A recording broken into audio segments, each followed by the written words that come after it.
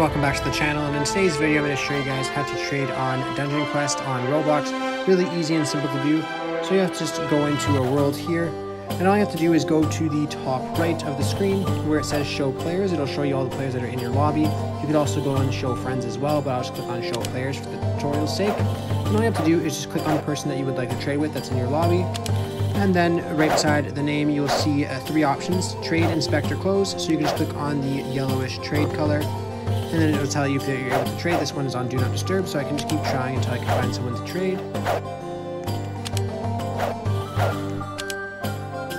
Just like this, and then all you do is just click on the items that you want to add in to the offer, and then they will add in what they want to add.